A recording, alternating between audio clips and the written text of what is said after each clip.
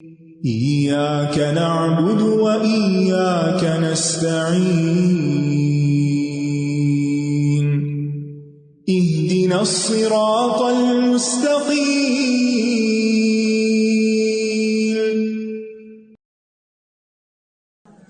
نحمده ونصلي على رسوله الكريم، اما بعد فاعوذ بالله من الشيطان الرجيم.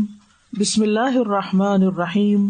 رب اشرح لي صدري ويسر لي امري واحلل عقدة من لساني يفقهوا قولي. يا أيها الناس اعبدوا ربكم الذي خلقكم والذين من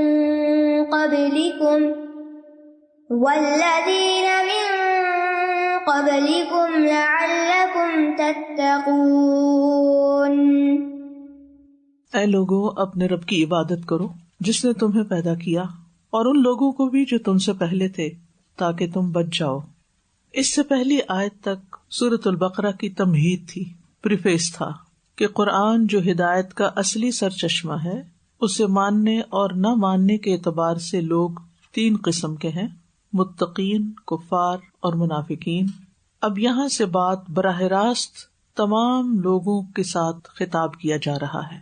سب لوگوں کے سامنے ایک بات پیش کی جا رہی ہے جو اس کتاب کے بھیجے جانے اور رسول صلی اللہ علیہ وسلم کے بھیجے جانے کا اصل مقصد ہے. وہ مقصد جس کے لیے تمام کتابیں اتاری گئیں، وہ مقصد جس کے لیے تمام انبیاء بھیجے گئے، یعنی ایک اللہ کی عبادت، دعوت توحید، ایک اللہ کو ماننا اور اس کی عبادت میں کسی کو شریک نہ کرنا. تو فرمایا یا ایھا الناس اعبدوا ربکم، اے لوگو اپنے رب کی عبادت کرو. یہ قرآن کریم کی پہلی ندا ہے، سب سے پہلی پکار ہے جو لوگوں کو دی گئی ہے. اور پہلی پکار میں کیا کہا گیا ہے کہ لوگو ایک اللہ اکیلے کی عبادت کرو. قرآن مجید میں اللہ سبحانہ تعالیٰ لوگوں کے علاوہ ایمان والوں کو یا ایھا الذین آمنوا کہہ کے پکارتے ہیں. اسی طرح بعض پیغمبروں کے نام سے ان کو پکارا گیا ہے، یا موسیٰ، یا ابراہیم. نبی صلی اللہ علیہ وسلم کو نام سے نہیں پکارا گیا، یا ایھا المزمل، یا ایھا المدثر کہہ کے پکارا گیا. یا ایھا الناس کی ندا قرآن مجید میں 18 بار آئی ہے. تمام لوگوں کو قرآن مجید میں 18 بار پکارا گیا ہے. اور یا ایھا الذین آمنوا قرآن مجید میں 99 یعنی 89 ٹائمز آیا ہے. ایک کم 90 دفعہ اللہ نے ایمان والوں کو پکارا ہے. یا ایھا الذین آمنوا والی آیات مدینہ میں نازل ہوئی ہیں. جہاں تک یا ایھا الناس کی بات ہے تو کچھ مکی ہیں اور کچھ مدنی بھی ہیں. سورۃ البقرہ میں 2 دفعہ یا ایھا الناس آیا ہے. تو یہاں تمام لوگوں کو ان کے پیدا کیے جانے کے مقصد کی طرف بلایا گیا ہے. یہ حکم تمام لوگوں کے لیے عام ہے، صرف مسلمانوں کے لیے نہیں، صرف میرے اور آپ کے لیے نہیں، بلکہ سب کے لیے ہے. قرآن سب کے لیے. اللہ سبحانہ تعالیٰ نے انہیں کس چیز کا حکم دیا، وہ کس لیے پیدا کیے گئے؟ وہ ہے اللہ کی عبادت. یا ایھا الناس اعبدوا ربکم، اعبدوا ربکم. ابن عباس کہتے ہیں اعبدوا کا مطلب ہے ای وحدوا ربکم، اپنے رب کو ایک مانو. اور اعبدوا کا لفظ عبادت سے ہے. عبادت ہر اس چیز کا جامع نام ہے جس کو اللہ تعالیٰ پسند کرتا ہے اور جس سے وہ راضی ہوتا ہے. ہر وہ کام جس کو اللہ تعالیٰ پسند کرتا ہے، جس سے راضی ہوتا ہے، خواہ وہ ظاہری ہو یا باطنی ہو، اقوال میں سے ہو یا افعال میں سے ہو، سب کے سامنے کیا گیا ہو یا چھپ کے کیا گیا ہو، زبان سے بول کے کیا گیا ہو یا پھر کوئی ایکشن ہو. اللہ سبحانہ تعالیٰ نے بندوں کی تخلیق کا مقصد بھی یہی بتایا، وَمَا خَلَقْتُ الْجِنَّ وَالْإِنسَ إِلَّا لِيَعْبُدُونَ، کہ میں نے جن و انس کو اپنی عبادت کے لیے پیدا کیا. گویا یہ ہمارا مقصد اعظم ہے، سب سے اعلیٰ مقصد ہے.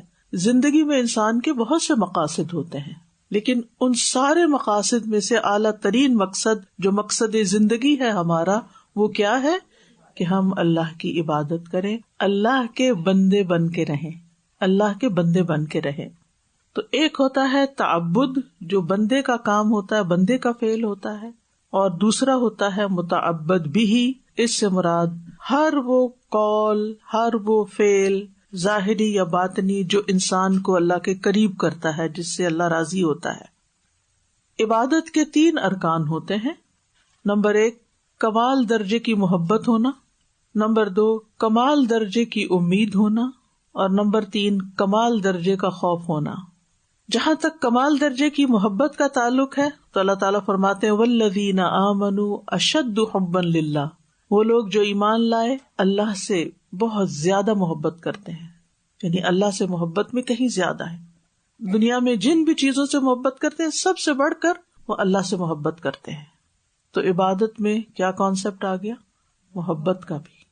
یعنی عبادت کن انگریڈینٹ سے مل کر بنتی ہے؟ وہ ہے محبت، امید، خوف. ہماری محبت بھی اللہ سے ہو، ہمیں امید بھی اللہ سے ہو. یرجون رحمتہ، اس کی رحمت کی امید، اور اس کے عذاب کا خوف بھی ہو. وَيَخَافُونَ عَذَابَهُ. اللہ سبحانہ تعالیٰ نے قرآن مجید میں فیصلہ کر دیا کہ بندے صرف اس کی عبادت کریں گے. وَقَضَىٰ رَبُّكَ أَلَّا تَعْبُدُوا إِلَّا إِيَّاهُ. تیرے رب نے فیصلہ کر دیا کہ تم اس کے علاوہ کسی اور کی عبادت نہ کرو. تمام انبیاء نے یہی تعلیم دی. وَمَا أَرْسَلْنَا مِن قَبْلِكَ مِن رَّسُولٍ إِلَّا نُوحِي إِلَيْهِ أَنَّهُ لَا إِلَٰهَ إِلَّا أَنَا فَاعْبُدُونِ. اور ہم نے آپ سے پہلے کوئی رسول نہیں بھیجا مگر ہم نے اس کی طرف یہی وحی کی کہ بے شک حقیقت یہ ہے کہ میرے سوا کوئی معبود نہیں، سو میری عبادت کرو. جتنے بھی انبیاء آئے، حضرت صالح علیہ السلام کو یہی حکم دیا. انہوں نے آ کے یہی کہا قال یا قوم اعبدوا اللہ ما لکم من الہ غیرہ. حضرت شعیب علیہ السلام نے یہی کہا کر اپنی قوم کو یا قوم اعبدوا اللہ ما لکم من الہ غیرہ. اے میری قوم اللہ کی عبادت کرو، اس کے سوا تمہارا کوئی حقیقی معبود نہیں. عیسیٰ علیہ السلام نے کہا وقال المسیح یا بنی اسرائیل اعبدوا اللہ ربی و ربکم. اور مسیح علیہ السلام نے کہا اے بنو اسرائیل اللہ کی عبادت کرو جو میرا اور تمہارا رب ہے. نبی صلی اللہ علیہ وسلم کو کیا حکم دیا گیا؟ وَاعْبُدْ رَبَّكَ حَتَّى يَأْتِيَكَ الْيَقِينُ، کہ آپ اپنے رب کی عبادت کیجئے یہاں تک کہ آپ کے پاس یقین یعنی موت آ جائے. ایک اور جگہ پر آتا ہے فَاعْبُدْهُ وَاسْتَبِرْ لِعِبَادَتِهِ، آپ اسی کی عبادت کریں اور اس کی عبادت پر جمے رہیں. یعنی ایسا نہیں کہ کبھی آپ عبادت کریں اور کبھی نہ کریں، کبھی آپ رب کے بندے بن جائیں اور کبھی آپ نفس کے بندے بن جائیں. اور نبی صلی اللہ علیہ وسلم نے کیا کیا؟ اللہ تعالیٰ کا یہ حکم کیسے مانا کہ آپ نے اپنے آخری وقت تک اللہ تعالیٰ کی عبادت کی. مرض الموت میں بھی سر پہ پٹی باندھ کر مسجد کی طرف نکلے، 2 لوگوں کے کندھوں پر ہاتھ رکھ کر پاؤں گھسیٹ کر چل رہے تھے. کھڑے ہو کر نماز نہیں پڑھا سکتے تھے، بیٹھ کے نماز پڑھائی. اس کو کہتے ہیں عبادت، کہ اپنی کمٹمنٹ آخری دم تک نبھائی. جب ہمیں سر درد ہو جائے یا بخار ہو جائے تو ہم کیا کرتے ہیں؟ ہم ایسی دوا کھا کے سو جاتے ہیں کہ کئی نمازیں چلی جائیں. یہ فکر نہیں کرتے کہ نماز بھی پڑھنی ہے، لہٰذا مجھے کوئی ایسی چیز نہیں لینی کہ جس سے میری نماز ہے. مومن کو سب سے زیادہ نماز کی فکر ہوتی ہے، کیونکہ نماز عبادات میں سے سب سے پہلی عبادت ہے. توحید کے بعد سب سے پہلا کرنے کا کام نماز کی ادائیگی ہے. نبی صلی اللہ علیہ وسلم نے آخری دم تک، جب تک آپ کی ہمت سکت تھی، آپ نے اپنا فرض پورا کیا.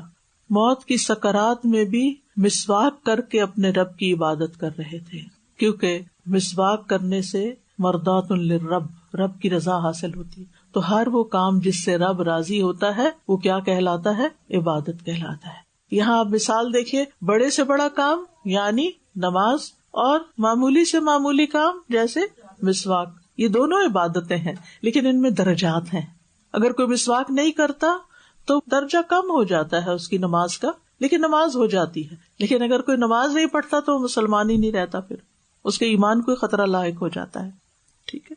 حضرت عائشہ کہتی ہے میں نے کبھی بھی آپ کو اس دن جیسی اچھی مسواک کرتے نہیں دیکھا. اور نبی صلی اللہ علیہ وسلم موت کی سکرات میں نیکی کا حکم دے رہے تھے اور برائی سے روک رہے تھے. آپ فرما رہے تھے الصلاۃ الصلاۃ وما ملکت یمینکم، یعنی صرف خود ہی نہیں پڑھ رہے تھے بلکہ لوگوں کو بھی اس حال میں، یعنی موت کی سکرات طاری ہیں، دنیا سے رخصت ہونے والے ہیں، اور اس وقت بھی نصیحت کر رہے ہیں کیا؟ نماز نماز اور تمہارے لونڈی غلام، یعنی ان کا خیال رکھنا، انسانوں کے حقوق اللہ اور حقوق العباد دونوں کی تبلیغ کر رہے ہیں. اور پھر کثرت سے اللہ کا ذکر کر رہے تھے. آپ پانی میں ہاتھ ڈالتے، پانی اپنے چہرے پر لگاتے اور کہتے لا الہ الا اللہ ان للموت سکرات، لا الہ الا اللہ، موت کی سکرات ہوتی ہیں، یعنی بے ہوشیاں ہوتی ہیں. اور پھر اس حالت میں بھی اپنے رب سے دعا کر کے اس کی عبادت کر رہے تھے، کیونکہ دعا بھی کیا ہے؟ عبادت ہے. اپنی انگلی آسمان کی طرف کر کے کہہ رہے تھے پھر رفیق الاعلی، کہ میں اب اس رفیق اعلی میں جانا چاہتا ہوں، دنیا میں نہیں رہنا چاہتا. آپ کی انگلی کھڑی تھی، جب آپ کی روح نکلی آپ کا ہاتھ نیچے گر گیا، جس سے لوگوں نے سمجھ لیا کہ نبی صلی اللہ علیہ وسلم اب زندہ نہیں ہے. ہمارے لیے آپ اسوہ حسنہ ہیں. ہمیں بھی اپنی موت کے آخری لمحوں تک اس بات کو نہیں بھولنا کہ ہم رب کے بندے ہیں، ہم اس کی عبادت کے لیے بھیجے گئے اور اس کی عبادت پر ہی ہمارا اختتام ہو. جس کا آخری کلام لا الہ الا اللہ ہو، وہ کیا ہوتا ہے؟ دخل الجنہ. جس نے اپنا رب معبود ایک الہ اللہ رب العزت کو بنا لیا وہ پار ہو گیا، اس کے لیے جنت کے دروازے کھل گئے. لہذا ہر وہ کام، بس عبادت کی یہ ڈیفینیشن یاد رکھیے، ہر وہ کام جس سے رب راضی ہوتا ہے، جس میں ہماری مخصوص عبادات نماز روزہ حج زکوٰۃ عمرہ وغیرہ بھی آ جاتا ہے، اور جس سے ہم مالی عبادات کرتے ہیں، یعنی جیسے مال خرچ کرتے ہیں، زکوٰۃ، صدقات، خیرات اور رشتہ داروں کو دینا، اللہ کے راستے میں خرچ کرنا، فی سبیل اللہ خرچ کرنا، دائیں بائیں آگے پیچھے اٹھتے بیٹھتے ہر ایک کو خیر پہنچانا، ہر ایک کے لیے بھلائی سوچنا، کیونکہ ہر وہ کام جس کے اندر اللہ کی رضا ہوتی ہے، اور ہر وہ کام جو اللہ کی خاطر کیا جاتا ہے، اور ہر وہ کام جس میں دوسرے کی خیر خواہی مقصود ہوتی ہے، اس میں انسان پھر یہ نہیں دیکھتا کہ سامنے والا میری پسند کا ہے یا ناپسند کا ہے، وہ یہ دیکھتا ہے کہ میں کس کے ساتھ کیا خیر اور بھلائی کر سکتا ہوں، میں کس کو کیا فائدہ پہنچا سکتا ہوں. تو جس شخص کی زندگی ایسے ہو جائے گویا اس نے اپنے رب کی بات قبول کر لی اور رب کی بات مان لی اور وہ عبادت میں لگ گیا. یعنی عبادت یہی ہے کہ ہم جو بھی کام کریں، جہاں بھی کریں، اپنی رب کی پسند کا کریں، اور جس چیز پہ شک ہونے لگے کہ یہ رب کی پسند کا نہیں ہے اس کام کو چھوڑ دیں. کیونکہ عبادت جو ہے وہ انسان کے صرف آخرت کے فائدے کے لیے نہیں، اس دنیا کے فائدے کے لیے. اور عبادت انسان کی ضرورت ہے. عبادت کر کے ہم اللہ تعالیٰ پر احسان نہیں کرتے. اللہ تعالیٰ نے ہمارے پورے جسم کو اس طرح بنایا ہے کہ ہم عبادت کرتے ہیں تو ہمارا جسم بھی صحت مند رہتا ہے، اور ہم عبادت کرتے ہیں تو ہم مطمئن بھی رہتے ہیں. ہم ذکر کرتے ہیں تو ہمیں اطمینان قلب نصیب ہوتا ہے. ہم علم حاصل کرتے ہیں تو ہمیں بہترین زندگی گزارنے کا طریقہ پتہ چلتا ہے. اور اسی طرح ہم نماز اور روزہ یہ سب چیزیں کرتے ہیں تو اس سے ہماری دنیا میں بھی خیر آتی ہے اور آخرت میں بھی. عبادت انسان کو برائیوں سے روکتی ہے، بے حیائی سے روکتی ہے. عبادت سے خیر و برکت کے دروازے کھلتے ہیں، اللہ کی حفاظت بندے کو ملتی ہے، شہروں اور بندوں میں اللہ کی رحمتیں اور برکتیں آتی ہیں، دل کو سکون اور راحت نصیب ہوتی ہے، انسان کے چہرے پر نور آتا ہے، رزق میں فراخی آتی ہے. یعنی عبادت جو ہے وہ دنیاوی فائدے بھی لاتی ہے. اللہ تعالیٰ فرماتے یا ایھا الذین آمنوا ارکعوا واسجدوا واعبدوا ربکم وافعلوا الخیر لعلکم تفلحون. اے لوگو جو ایمان لائے ہو، رکوع کرو، سجدہ کرو، اپنے رب کی عبادت کرو اور نیکی کے کام کرتے رہو. یعنی صرف رکوع اور سجدہ ہی عبادت نہیں بلکہ نیکی کا جو کام بھی تم کرو گے، وافعلوا الخیر، وہ سارا ہی عبادت ہے. کیوں؟ لعلکم تفلحون، تاکہ تم فلاح پاؤ، تمہیں کامیابی نصیب ہو. اور یاد رکھیے جو شخص عبادت گزار ہوتا ہے اس کی زندگی کے کام بڑے ہی منظم ہوتے ہیں، وہ انتہائی آرگنائزڈ پرسن ہوتا ہے، کیونکہ وہ اپنی ڈے پلاننگ جو ہے وہ نمازوں کے ارد گرد کرتا ہے، اور ہر چیز کا اس نے ایک وقت مقرر کر رکھا ہوتا ہے. اس کو ٹائم مینجمنٹ آتی ہے، کیونکہ اس کو پتا ہے کہ میں نے کس وقت اٹھنا ہے اور کس وقت سونا ہے اور کس وقت کیا کرنا ہے. اور پھر اللہ سبحانہ وتعالیٰ کا فرمان بھی ایک حدیث قدسی میں اللہ تعالیٰ فرماتے ہیں اے ابن آدم تم اپنے آپ کو میری عبادت کے لیے فارغ کر لو، یعنی وقت نکالو، میں تمہارے دل کو بے نیازی سے بھر دوں گا اور تمہارا فقر دور کر دوں گا. وہ جو دل میں لگا رہتا نا، ہائی یہ ضرورت، ہائی وہ ضرورت، لیکن اگر تم ایسا نہیں کرو گے تو میں تمہارے دل کو مشغول کر دوں گا، بے شمار فکریں ڈال دوں گا اس میں، اور اس کے باوجود تمہارا فقر دور نہیں کروں گا. یعنی صرف فکر کرتے رہنے سے فقر نہیں دور ہوتا، یہ اللہ کے کرنے سے ہی ہوتا ہے. اور ہماری عبادت کے بارے میں قبر میں بھی سوال ہوگا. انس بن مالک نبی صلی اللہ علیہ وسلم سے روایت کرتے ہیں بے شک مومن کو جب اس کی قبر میں رکھا جاتا ہے تو اس کے پاس ایک فرشتہ آتا ہے اور اس سے کہتا ہے ما کنت تعبد، تم کس کی عبادت کرتے تھے؟ بس اگر اللہ نے اسے ہدایت دی ہوتی ہے تو وہ کہتا ہے کنت اعبد اللہ، میں تو اللہ کی عبادت کرتا تھا. اور یہ وہی کہے گا نا جو دل سے ہر نیکی اللہ کے لیے کرتا ہے. اگر دکھاوے کے لیے کرتا ہے من کان یرجو لقاء ربی فلیعمل عملا صالحا ولا یشرک بعبادۃ ربہ احدا. اپنے رب کی عبادت میں کسی کو بھی شریک نہیں کرنا، بندوں کے لیے عبادت نہیں کرنا، کسی کو خوش کرنے کے لیے عبادت نہیں کرنا، بلکہ عبادت اپنے رب کے لیے. رسول اللہ صلی اللہ علیہ وسلم نے فرمایا رحمان کی عبادت کرو، سلام کو عام کرو اور کھانا کھلاؤ، تم جنتوں میں داخل ہو جاؤ گے. یعنی یہ کام کرتے رہو تو تمہارے لیے جنت کے دروازے کھل جائیں. اور یہ سارے کام عبادت ہیں، یعنی نماز، سلام، کھانا کھلانا. یعنی بندہ مومن دنیا میں رہتے ہوئے جو بھی کام کرتا ہے نیکی کے اچھے وہ سارے اس کے لیے عبادت شمار ہوتے ہیں. تو یا ایھا الناس اعبدوا ربکم، اعبدوا ربکم، اپنے رب کی عبادت کرو. کون ہے رب؟ کس کی عبادت کرے؟ الذی خلقکم والذین من قبلکم، وہ جس نے تم کو پیدا کیا اور ان کو بھی پیدا کیا جو تم سے پہلے تھے. یہ کیوں نہیں کہا الذی رزقکم، الذی یمیتکم؟ یہ نہیں کہا کیونکہ اس بات پر دنیا کے انسانوں کی اکثریت کا اتفاق ہے کہ ہمیں اوپر والے نہیں پیدا کیا، اللہ نہیں پیدا کیا.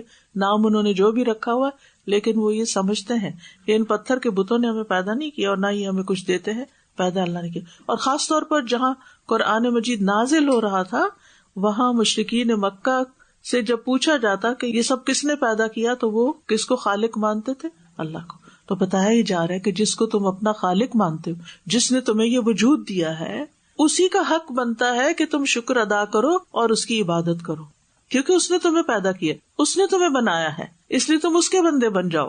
تو یہاں عبادت کا حکم دینے کے بعد اللہ کے واحد معبود ہونے کے دلائل بھی پیش کیے جا رہے ہیں. یعنی پہلی دلیل یہ ہے کہ وہ تمہارا رب جو تمہاری پرورش کر رہا ہے اور تمہاری ہر ضرورت پوری کر رہا ہے. اور پھر دوسری دلیل کیا ہے کہ اس نے تمہیں پیدا بھی کیا ہے. اللہ خالق کل شیء وہو علی کل شیء وکیل. اللہ ہر چیز کو پیدا کرنے والا اور وہ ہر چیز پر نگہبان ہے. پھر اللہ تعالیٰ سورۃ فاطر میں پوچھتے ہیں ہل من خالق غیر اللہ، کیا اللہ کے سوا کوئی اور خالق بھی ہے؟ کہیں نظر آتا ہے کوئی اور؟ یرزقکم من السماء والارض، جو تمہیں آسمان و زمین سے روزی دیتا ہو. لا الہ الا ہو، اس کے سوا کوئی الہ نہیں. اور انسان کی تخلیق ایک حقیر پانی سے ہوئی اور پھر ماں کے رحم میں مرحلہ وار تخلیق ایک کے بعد ایک سٹیج بدلتے ہوئے ایک بچے کی شکل میں انسان کو پیدا کیا.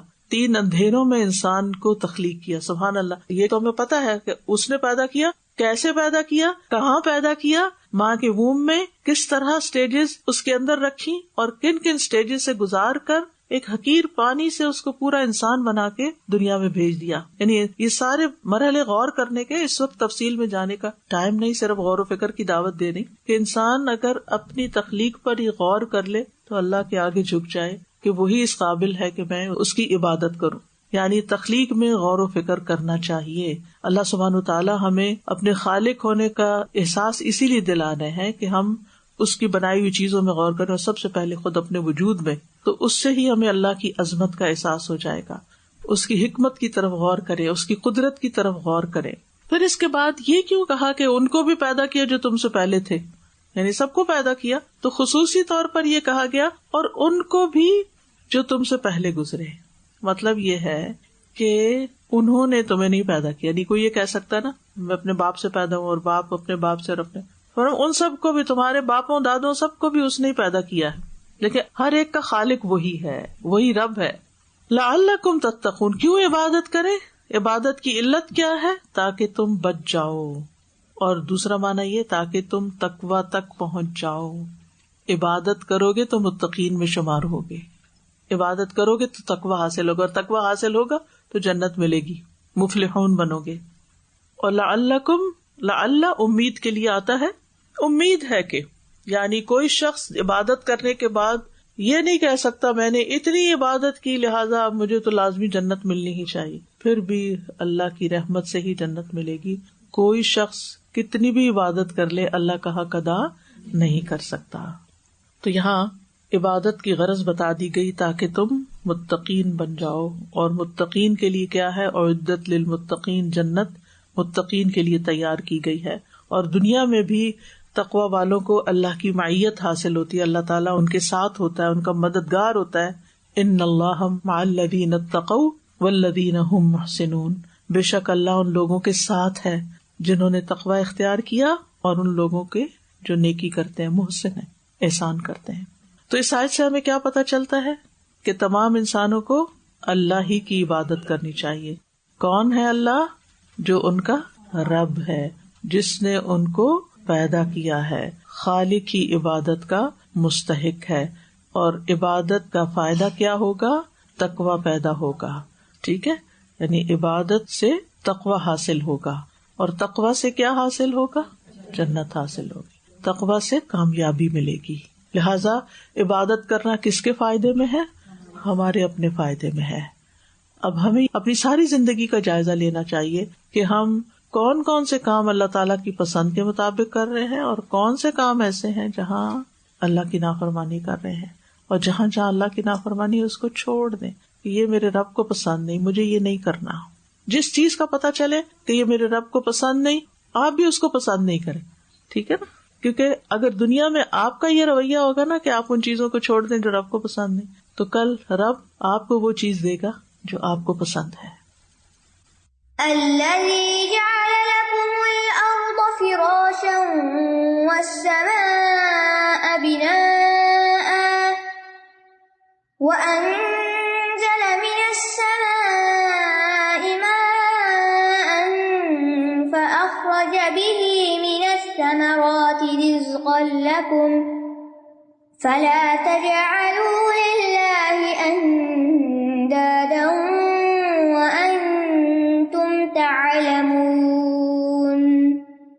وہ جس نے تمہارے لیے زمین کو فرش اور آسمان کو چھت بنایا اور آسمان سے پانی برسایا، پھر اس کے ذریعے تمہارے لیے رزق کے طور پر پھل پیدا کیے، پس تم اللہ کے ساتھ کسی کو شریک نہ ٹھہراؤ حالانکہ تم جانتے ہو.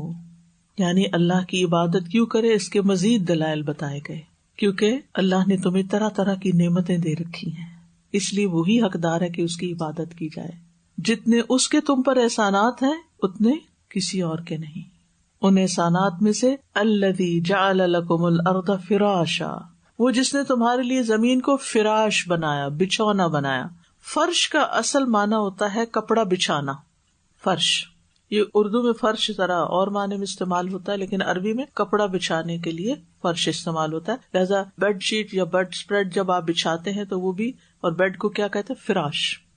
تو بطور اسم ہر اس چیز کو جو بچھائی جائے فرش اور فراش کہا جاتا ہے، اس لیے عام طور پہ ترجمہ بچھونا کیا جاتا ہے. تو زمین کو فرش بنانے میں اللہ تعالیٰ کی حکمتیں ہیں کہ زمین بچھی ہوئی ہے ہمارے سامنے، تو آپ کے لیے کیا آسانی ہوتی ہے کہ آپ اس پر چل سکتے ہیں آرام سے، آپ اس پر قرار پکڑ سکتے ہیں، آرام سے رہ سکتے ہیں. اگر آپ اس پر لیٹ جائیں تو آپ آرام سے سو بھی سکتے ہیں. ایسی نہیں ہے کہ اوپر نیچے اوپر نیچے اوپر نیچے، بلکہ وسیع میدان ہے، سیدھی اسٹریٹ زمین ہے. اگر یہ زمین اوول شکل میں ہے، بالکل سیدھی بچھی ہوئی نہیں ہے، لیکن ہم جہاں پر بھی ہوتے ہیں ہمارے لیے وہ سیدھی ہو جاتی ہے. یعنی اس پر رہنے سہنے میں تکلیف نہیں ہے انسان کو، اس کو استعمال کرنے کی سہولت ہے. اگر اللہ تعالیٰ زمین کو فراش نہ بناتا، فرش نہ بناتا، تو پھر انسان کے لیے اس پہ رہنا بے حد مشکل ہو جاتا. سورۃ زاریات میں آتا ہے وَالْأَرْضَ فَرَشْنَاهَا فَنِعْمَ الْمَاهِدُونَ، اور زمین ہم نے اسے بچھا دیا، ہم کتنے اچھے بچھانے والے ہیں. ایک اور جگہ پر آتا ہے وَاللَّهُ جَعَلَ لَكُمُ الْأَرْضَ بِسَاطًا، اللہ نے تمہارے لیے زمین کو ایک بساط یعنی ایک فرش بنا دیا. لِتَسْلُكُوا مِنْهَا سُبُلًا فِجَاجًا، تاکہ تم اس کے کھلے راستوں پر چلو. ایک اور جگہ پر آتا ہے وَالْأَرْضَ مَدَدْنَاهَا، اور زمین کو ہم نے پھیلا دیا. تو زمین کو اللہ نے انسان کے لیے فرما بردار بنا دیا، وہ بچھی ہوئی ہے ہمارے سامنے، ہمارے لیے بچھی ہوئی ہے. ہم اس پہ چلیں، ہم اس پہ کچھ کوٹیں، ہم اس پہ کودیں، ہم اس کو ڈگ کریں، اس کے اوپر گھر بنائیں، اس میں فصلیں اگائیں، جو بھی اس کے ساتھ چاہیں کریں. وہ ہماری مطیع و فرما بردار ہے، ذلول ہے ہمارے لیے. اس کے اوپر آپ دیکھیں کتنی بھاری بھاری عمارتیں بنا دی جاتی، کتنے بڑے بڑے درخت اگا دیے جاتے ہیں، کتنی بڑی بڑی فیکٹریز لگا دی جاتی ہیں، لیکن وہ آگے سے ہلتی نہیں، آگے سے آرام سے پڑی ہوئی ہے. هو الذی جعل لکم الارض ذلولا، وہی ہے جس نے زمین کو تمہارے تابع بنا دیا. اور پھر آپ دیکھیے کہ زندہ اور مردہ دونوں کے لیے کافی بنا دیا. الم نجعل الارض کفاتا احیاء و امواتا. اور پھر ہمارے لیے رزق کا سامان بھی اس میں رکھا, ذخیرہ کرنے کا سامان اس میں رکھا, پانی, رزق, معدنیات, نباتات, جاندار, اور یہ ان سب کی حفاظت کرتی ہے ہمارے لیے. اس میں باغات, چشمے اور طرح طرح کی نعمتیں ہیں. والسماء بناء, اور آسمان کو چھت بنا دیا. بنا گھر کی چھت کو کہتے ہیں. تو اللہ تعالیٰ نے آسمان کو ہمارے لیے ایک چھت کی طرح بنایا. ایک اور جگہ پر آتا ہے وَجَعَلْنَا السَّمَاءَ سَقْفًا مَحْفُوظًا, ہم نے آسمان کو محفوظ چھت بنایا. یعنی دنیا کی چھت تو پھر بھی گر جاتی ہے لیکن آسمان تمہارے اوپر گرتا نہیں. اور پھر آپ دیکھیں ہر طرف سے ہمیں گھیرے ہوئے, گویا ایک گھر ہے ہمارا, زمین بچھونا اور آسمان چھت جس کے اندر ہم آرام سے رہ رہے ہیں. یہ اللہ کی بہت بڑی نعمت ہے. آسمان اللہ تعالیٰ کی حیران کن تخلیق ہے. جدھر نظر دوڑاؤ آپ کو آسمان نظر آتا ہے, اور پھر بغیر ستون کے, بغیر سہاروں کے, اور اس کو اللہ ہی تھامے ہوئے ہے, اور ہر طرح کی کمی بیشی سے, کجی سے پاک ہے. اس میں کوئی رخنے نہیں ہے, کوئی ایسے رنگ نہیں ہے کہ جن سے ہم خوف کھائیں. تو زمین و آسمان ہمارے لیے ایک گھر کی طرح ہے, ایک گھر کی طرح ہے. جیسے گھر میں یعنی بچھونا ہوتا ہے, بستر ہوتا ہے, اور پھر چھت ہوتی ہے, پھر چراغ یعنی کہ لیمپس ہوتے ہیں گھر پہ, بجلی کا سامان اور دیگر چیزیں. تو یہ ایک بڑا گھر ہے ہمارا یہ زمین. اور نہ صرف یہ کہ انسان کے لیے بلکہ جو اس کی ضرورت کی چیزیں ان سب کو بھی یہیں رکھ دیا گیا. ہمیں اس کے لیے کہیں مریخ پہ نہیں جانا پڑتا کہ وہاں سے کچھ اتار کے لائیں, سب کچھ ہمیں یہاں پہنچا دیا گیا. وَأَنزَلَ مِنَ السَّمَاءِ مَاءً, اور اس نے آسمان سے پانی اتارا. سما سے مراد یہاں بلندی ہے. سمو سین میم باؤ بلند چیز کو کہتے ہیں. تو ہر وہ چیز جو ہمارے اوپر بلند ہے وہ سما ہے, کیونکہ بارش بادلوں سے اترتی ہے جو زمین اور آسمان کے درمیان مسخر ہے. آپ دیکھیں کہ جب بادل آتے ہیں تو وہ ایسے ہی ہوتا ہے نا کہ آسمان کے نیچے ایک اور آسمان بن گیا, ٹھیک ہے نا. تو اس سے اللہ تعالیٰ نے بارش نازل کی, اور اس میں اللہ تعالیٰ کی بہت بڑی قدرت ہے. انسان پانی کا ایک قطرہ نہیں بنا سکتا اگر اللہ تعالیٰ پانی نہ اتارے. سبحان اللہ, کیسے اترتا ہے. کبھی آپ نے غور کیا ہو جب بارش ہو رہی ہے تو ونڈو کے پاس کھڑے ہو کے دیکھیے, ایک سیکنڈ میں کتنے قطرے اترتے ہیں, ہزاروں لاکھوں, ایک سیکنڈ میں کاؤنٹ نہیں کر سکتے. اور پھر جتنی جگہ پر وہ گر رہی ہوتی ہے, جتنی تیزی کے ساتھ گر رہی ہوتی ہے, اور جتنے پیار سے آرام آرام سے گر رہی ہوتی ہے, کیسا زبردست نظام ہے اللہ سبحانہ وتعالیٰ کا, جس کی طرف ہم غور کریں تو اللہ کی رحمت اور قدرت نظر آتی ہے. اور یہ اللہ کی رحمت ہوتی ہے. اس پانی کو جو آسمان سے اترتا ہے اس کو بابرکت پانی کہا گیا ہے. وَنَزَّلْنَا مِنَ السَّمَاءِ مَاءً مُبَارَكًا, کہ یہ برکت والا پانی ہے. اس لیے اگر ہو سکے تو جب تیز بارش ہو تو پانی جمع کر کے رکھ لیں, اس کو ٹھہرا دیں تو وہ نیچے بیٹھ جاتی جو بھی اس کی کثافت ہوتی ہے. پھر جو اوپر والا پانی ہے چاہے آپ اپنے پودوں کو بعد میں دیتے رہیں یا پی لیں یا نہائیں اس سے, یہ برکت والا پانی ہے, یعنی جو صحت کے لیے اچھا ہے, فائدے کا ہے. جب آسمان سے بارش ہوتی تو ابن عباس فرمایا کرتے تھے اپنی باندی سے کہ میرے لیے زین نکالو, میرے کپڑے نکال کر رکھ دو. اور وہ کہتے وَنَزَّلْنَا مِنَ السَّمَاءِ مَاءً مُبَارَكًا, تو وہ خاص طور پر باہر نکلتے تھے وہ برکت حاصل کرنے کے لیے. اور یہ پانی پاک ہے, یعنی اسے وضو کر سکتے ہیں, پی سکتے ہیں, استعمال کر سکتے ہیں. وَأَنزَلْنَا مِنَ السَّمَاءِ مَاءً طَهُورًا, یہ سورۃ فرقان میں آتا ہے. پھر اس پانی سے کیا کیا, فَأَخْرَجَ بِهِ مِنَ الثَّمَرَاتِ رِزْقًا لَكُمْ, پھر اس پانی سے تمہارے لیے رزق نکالا. ہر طرح کے اناج, پھل, کھجور, میوے, کھیتیاں اور دیگر چیزیں, یو نیم اٹ, یعنی اتنی نعمتیں. کسی گروسری اسٹور میں چلے جائیں اور کھڑے ہو کے صرف دیکھتے رہے, سبحان اللہ. اور یہاں تو خاص طور پر آپ دیکھیں مشرق و مغرب کے سامان اور کس کس ملک کی گروسری نہیں ہوتی, اور ڈفرینٹ اسٹورز میں آپ جائیں تو ان علاقوں کی سبزیاں جو کبھی زندگی میں نہ دیکھی ہو, حیران ہوتا ہے انسان ان کا نام کیا ہے اور ان کو کھانا کیسے ہے اور ان کو پکانا کیسے ہے اور ان کے فائدے کیا ہیں. اور انسانوں کے مزاج بھی مختلف بنائے اور ان کے ٹیسٹ کے سامان بھی مختلف بنا دیے. اور پھر آپ دیکھیے کہ خاص طور پر ثمرات کا ذکر کیا گیا ہے. ثمرات میں سمانا ہر وہ چیز جو زمین سے نکلتی ہے, جو اس کا آؤٹ کم ہوتا ہے, لیکن پھلوں کے لیے بھی استعمال ہوتا ہے. کیونکہ آپ دیکھیں کہ زمین جو ہے اس کے اندر تو مٹی ہوتی ہے, لیکن جو اس سے نکلتا ہے باہر وہ کتنے خوبصورت رنگ لے کے, کیسے زبردست ذائقے لے کر, اور انسان کے دل کو بھی خوش کر دیتا ہے. زمین سرسبز ہو جاتی ہے, زمین کو زندگی ملتی ہے پانی سے, اور طرح طرح کا پھر وہ رزق ہمیں دیتی ہے. یعنی جب وہ زندہ ہوتی ہے، اللہ تعالیٰ جب پانی دیتا ہے اس کو تو وہ ہمارے لیے پھل پیدا کرتی ہے، ہمارے لیے ہر طرح کی خوراک کے سامان پیدا کرتی ہے، جبکہ انسان اچھی طرح جانتا ہے کہ وہ تو ایک پتا بھی پیدا کرنے کے قابل نہیں۔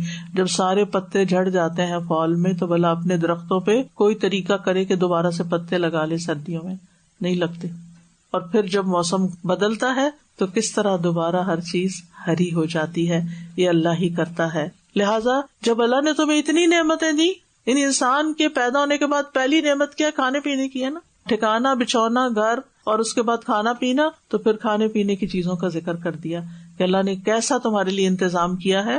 لہٰذا اب تم سے ایک مطالبہ ہے، پہلے کہا گیا تھا رب کی عبادت کرو، یہاں کہا گیا فلا تجعلوا للہ اندادا، رب کے ساتھ کسی کو شریک مت بناؤ۔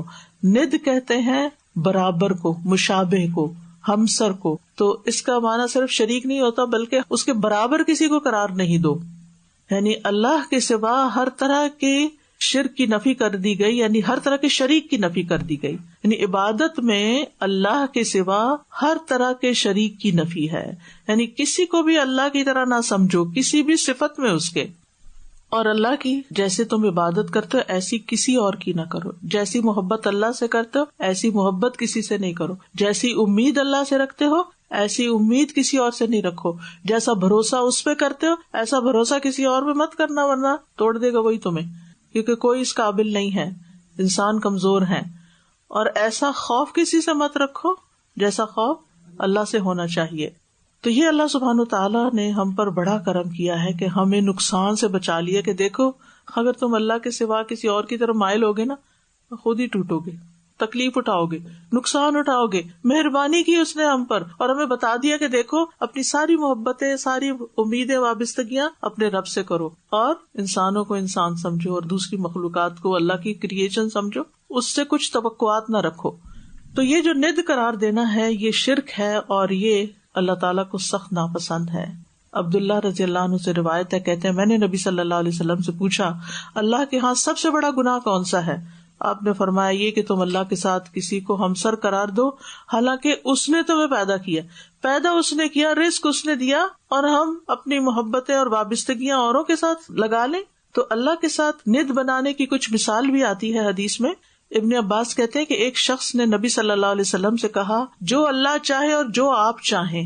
آپ نے فرمایا تم نے اللہ کے لیے ند قرار دے دی، اجعلت للہ ندًا، اللہ کے لیے کسی اور کو شریک بنا لیا، بلکہ یوں کہو جو اکیلا اللہ چاہے۔ یہ ہماری عام گفتگو میں چیزیں ہوتی ہیں، جو اللہ چاہے اور جو آپ چاہیں، نو وے، یہ شرک ہوتا ہے، ایسی باتیں نہیں کرنی، صرف جو اللہ چاہے۔ کیا ہوگا؟ وہی جو اللہ چاہے گا، انشاء اللہ، اگر اللہ نے چاہا تو کام ہوگا، یعنی اگر آپ چاہے تو ہوگا، نہیں اللہ چاہے گا تو ہوگا، ٹھیک ہے۔ پھر اسی طرح اکرمہ کہتے ہیں یہ نہ کہو کہ اگر ہمارا کتا نہ ہوتا تو ہمارے گھر میں ڈاکو گھس آتے، کیونکہ اس کے بھونکنے کی وجہ سے ڈاکو نہیں آئے، یا اس طرح کی کوئی اور بات نہ کہو کہ اگر ڈاکٹر نہ ہوتا تو میں مری جاتی، اگر گاڑی نہ ہوتی تو یہ نہ ہوتا۔ ساری نعمتوں کو اللہ سبحانہ تعالیٰ کی طرف منسوب کرو۔ وَأَنْتُمْ تَعْلَمُونَ، اور تم جانتے ہو، جبکہ تم جانتے ہو، تمہیں پتا ہے یہ بات کہ اللہ کے برابر کوئی بھی نہیں ہے، نہ پیدا کرنے میں، نہ رزق دینے میں، نہ اس کائنات کا نظام چلانے میں، اور نہ عبادت میں۔ تو اس آیت سے پتہ چلتا ہے کہ اللہ تعالیٰ کی ہم پر بے شمار نعمتیں ہیں۔ وَإِن تَعُدُّوا نِعْمَتَ اللَّهِ لَا تُحْصُوهَا، اللہ تعالیٰ نے زمین اور آسمان کو انسان کے لیے مسخر کر دیا ہے اور مخلوق سے بے نیاز کر دیا ہے۔ قرآن پاک کی یہ 2 آیات جو ہیں یہ محکم آیات ہیں جن پر ساری شریعتیں اور کتابیں متفق ہیں۔ اس آیت سے یہ بھی پتہ چلتا ہے کہ اللہ تعالیٰ کے ساتھ کسی اور کو شریک بنانا جو ہے شرک اکبر ہے یا شرک اصغر ہے، ٹھیک ہے۔ اب شرک کی 2 قسمیں آ گئی، ایک ہے شرک اکبر اور ایک ہے شرک اصغر۔ شرک اکبر کیا ہے؟ اللہ کے ساتھ کسی کو ہمسر قرار دینا، اس معنی میں کہ اس کے لیے نماز پڑھی جائے، یعنی عبادت کی جائے، یا اس کے آگے سجدہ کیا جائے، یا اس سے دعا مانگی جائے، یہ شرک اکبر ہوتا ہے۔ اور شرک اصغر ریاکاری کو کہتے ہیں، اللہ کی بجائے بندوں کو دکھانے کے لیے نیکی کے کام کرنا، ٹھیک، یعنی ویسے یہ کہ اللہ کی عبادت کر رہے لیکن ساتھ بندوں کو بھی خوش کر رہے ہیں، تو یہ پھر شرک اصغر ہو جاتا ہے۔ اور یہ بھی شرک اصغر کی مثال ہے، جو اللہ چاہے جو تم چاہو، ٹھیک ہے۔ تو عبادت میں اللہ تعالیٰ کے ساتھ شریک نہیں کرنا، وَاعْبُدُوا اللَّهَ وَلَا تُشْرِكُوا بِهِ شَيْئًا، اللہ تعالیٰ شرک سے بے نیاز ہے اور شرک اکبر کرنے والا جنت میں داخل نہیں ہوگا.